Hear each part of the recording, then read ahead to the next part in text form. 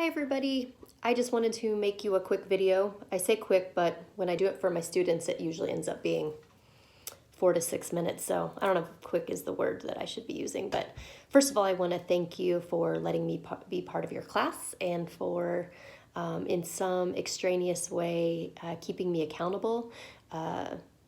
Kenton and another coworker, Dr. Betsy Crawford, and I are all kind of taking this challenge along with you. And so I kind of wanted to take a few minutes just to share a little bit of feedback from my journey over the last just over 30 days now. My name is Dr. Elodie Jones, and I am advanced education programs. I'm an associate professor, and my area of expertise is instructional technology. And I have done a lot of clean eating challenges for 21 plus days.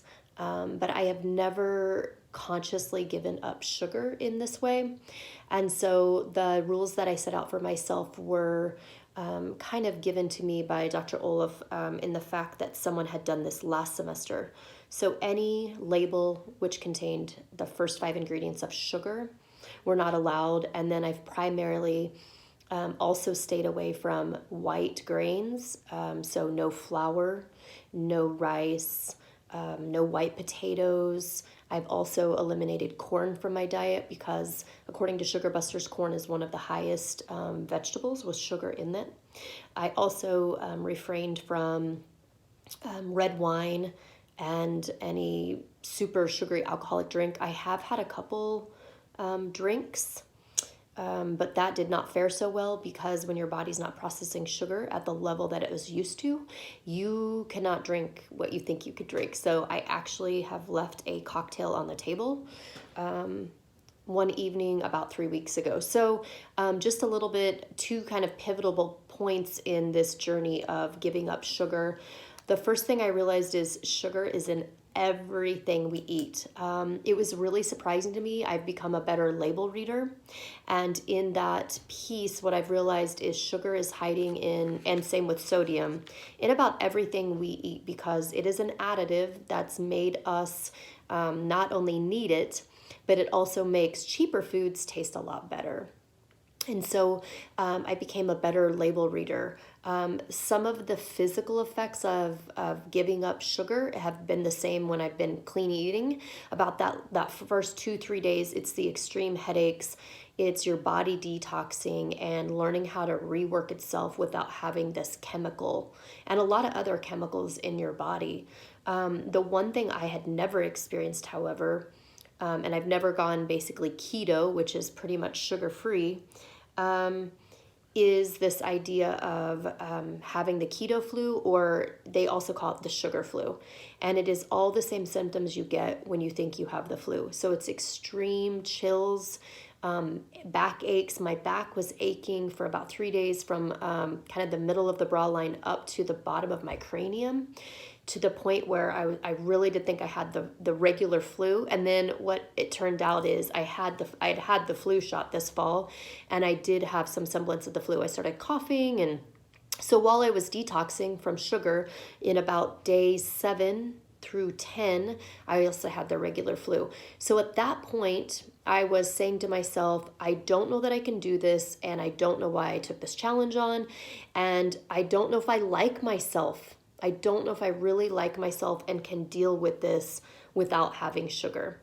So that was kind of the first piece of it. The other physical symptom that I kept trying to tell people about that I really cannot explain is the nerve endings in your body are tweaking out from not having sugar. And a lot of the reading that I did talks about how the hormones that you're using in your body to break down sugar and transfer that basically into stored fat, you have to reset your hormones because they're not working the same as they did with all the sugar running through your body. And so one of the things that I experienced with regard to the nerve endings and the headaches and just kind of the dull pain in the back of my head was when you get up and you drink a cup of coffee or an energy drink and you have all that caffeine surging through your body and you really need to eat something. And it's that really wacky feeling in your eyeballs. They feel like they're moving 1,000 miles an hour, but they're not doing anything. So that was one of the things I experienced. The end of the first week of giving up sugar, I needed candy so badly that on a Friday night, I took my PJs off, put my clothes back on, and went to Walgreens and bought sugar-free Werthers and whatever I could find. The other thing that was really, really surprising to me is that I love licorice, and the first ingredient in sugar-free red vines is flour. So I couldn't buy that because I was abstaining from flour, white flour specifically, not whole grain. So those were some really aha moments for me.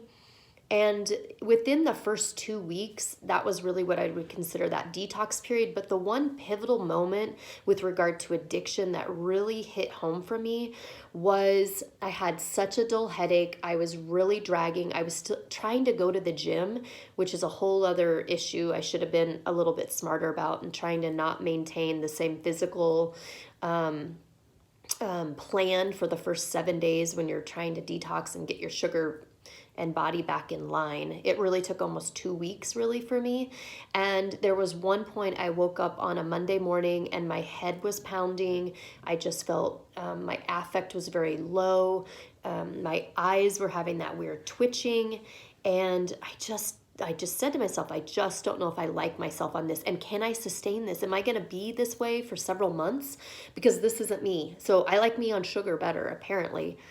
And I said to myself how quickly I could change this if I just went to my cabinet and grabbed like sugary cereal with almond milk or something, which is what I really love to do, mix a bunch of sugary cereals and put almond milk on it late at night. And so I learned super quickly that how quickly I could get that fix and make myself feel normal or better or my regular affect by just having a quick hit of sugar, and how I could turn that around. And it made me realize how one may not know what quote normal is or their baseline is until they get rid of that. But also now the almost 20 days I had gone through, and how quickly I could screw up things in that 21-day period just by allowing myself to have something that I felt I needed so bad to feel normal. So that would be kind of my little journey. I did allow myself to cheat, and I kept myself accountable by telling Kenton and Betsy that it was my 45th birthday, and so I was going to have a piece of cake. And I actually did not have a piece, and what I've also learned in this journey is I don't have to have the whole piece. I can have just a tiny piece to feel satisfied, so I don't need all of it. With regard to other addictions, I don't know that you can stop with a tiny piece. Once you've had a little bit, you need a lot, in my experience. So that is something I did. And then I allowed myself to have a little bit of red wine on my birthday as well. But I've just gone back. I've cut those back out. And I'm feeling really good. I have a lot of mental clarity.